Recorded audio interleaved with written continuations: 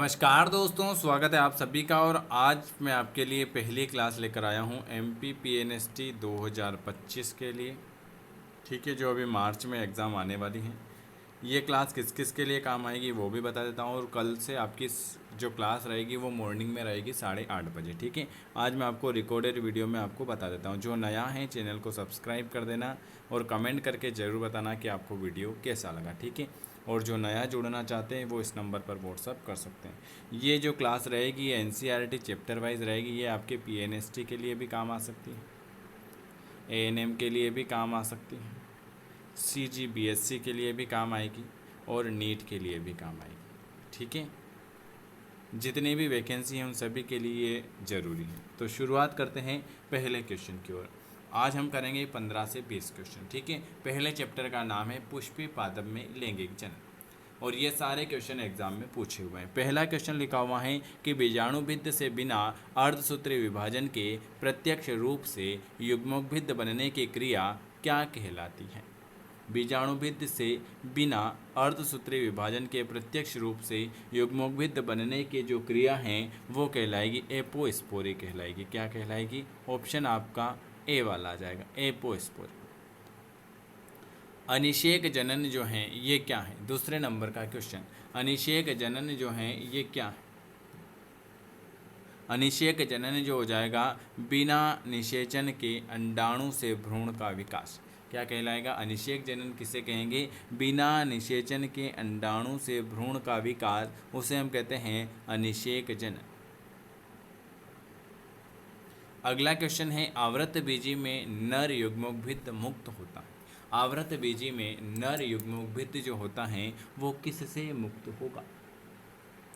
4 कोशिकी से नहीं, वो होगा आवृत बीजी में नर युग्मकभित्त जो होता है 3 कोशिकी परागकण के रूप में मुक्त होता है, अलग होता है। अर्धसूत्रीय विभाजन की कुल संख्या जो 100 युग्म के निर्माण के लिए आवश्यक है। अर्धसूत्रीय विभाजन की कुल संख्या जो 100 युग्म के निर्माण के लिए आवश्यक है वो हो जाएगी 125। द्विनिषेचन तथा त्रिसंलयन की खोज किसने की थी? ये क्वेश्चन है वेरी IM।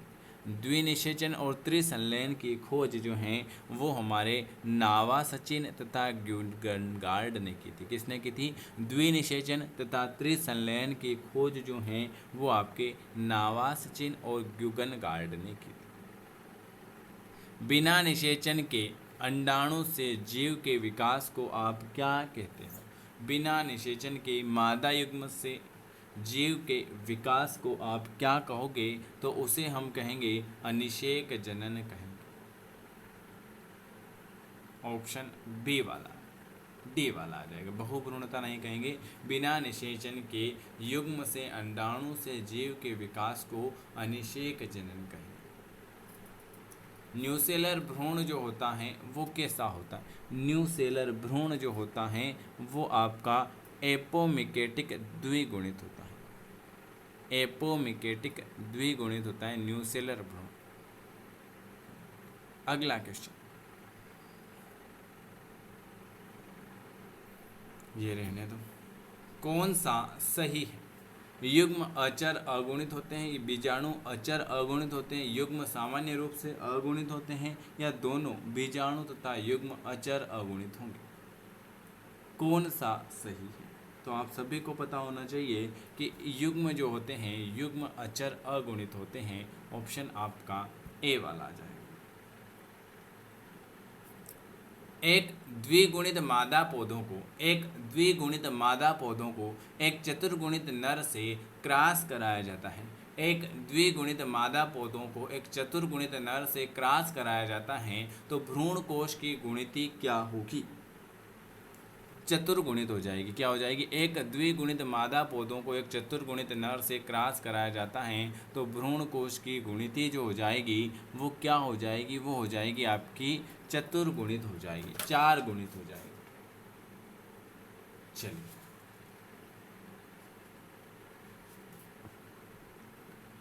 कौन से एंड्रोजेनेटिक अगुणित का निर्माण पुंकेसर के माध्यम से किया जाता है? इनमें से एंड्रोजेनिक अगुणित का निर्माण पुंकेसर के माध्यम से होगा। तो वयस्क परागकण, किसका? वयस्क परागकण।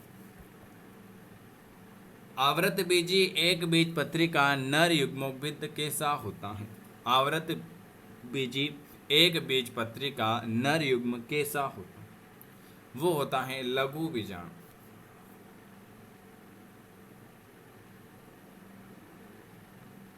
आवृतबीजी का मादा युग्मोद्भिद किसके द्वारा प्रस्तुत किया जाता है? आवृतबीजी का मादा युग्मोद्भिद किसके द्वारा प्रस्तुत किया जाएगा? तो वो किया जाएगा भ्रूण कोश के द्वारा। आवृतबीजी का मादा युग्मोद्भिद किसके द्वारा प्रस्तुत किया जाएगा? भ्रूण कोश के द्वारा। अगला क्वेश्चन, शुक्राणु तथा अंडाणु के केंद्रक संगलित होते हैं क्यों? शुक्राणु तथा अंडाणु के केंद्रक जो होते हैं वो संगलित होते हैं क्यों? क्योंकि उसमें जो होता है उनके जीव द्रव्य के बीच आकर्षण के कारण। किसके कारण? उनके जीव द्रव्य के बीच आकर्षण के कारण। परागनली के माइक्रोपाइल द्वारा प्रवेश को आप क्या कहते हो? परागनली के माइक्रोपाइल द्वारा प्रवेश को आप क्या कहते हो? चेलेजोगेमी, मीसोगेमी, पोरोगेमी या शूडोगेमी? परागनली के माइक्रोपाइल द्वारा प्रवेश को हम कहेंगे पोरोगेमी। कोशिकी पूर्ण शक्ति को किसने प्रदर्शित किया था? कोशिकी पूर्ण शक्ति को किसने प्रदर्शित किया था? वो किया था हमारे रॉबर्ट हुक भाई साहब। कोशिकी पूर्ण शक्ति को किसने प्रदर्शित किया था? वो हमारे किया था रॉबर्ट हुक ने। परागकण कैसा होता है? परागकण कैसा होता है? तो परागकण जो होता है आवृत बीजी तथा अनावृत बीजी में, परागकण जो होता है वो आवृत बीजी तथा अनावृत बीजी में होगा। ऑप्शन आपका सी वाला आ जाएगा। भ्रूण कोश किस में होता है? भ्रूण कोश जो होता है वो किस में होगा? भ्रूण कोश किस में होगा? तो भ्रूण कोश जो होगा बीजांड में होगा। किस में होगा? भ्रूण कोश जो होगा वो आपके बीजांड में होगा। अगला क्वेश्चन है, निम्नलिखित किस जोड़ों में अगुणित संरचना होती है? निम्नलिखित किस जोड़ों में अगुणित संरचना होगी? तो एंडीपोडल कोशिका तथा अंडाणु में। ऑप्शन आपका बी वाला है। विषम कौन है? न्यूसिल्स, भ्रूण कोश, माइक्रोपाइल या परागकण?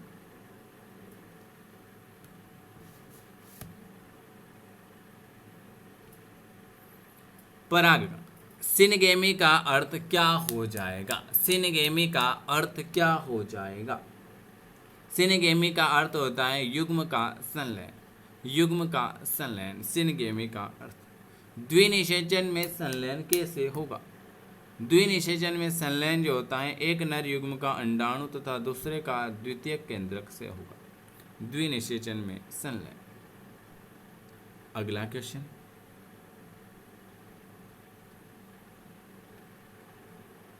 अर्धसूत्री विभाजन सबसे अच्छा कहाँ पर दिखाई पड़ता है? अर्धसूत्री विभाजन सबसे अच्छा कहाँ पर दिखाई पड़ेगा? अर्धसूत्री विभाजन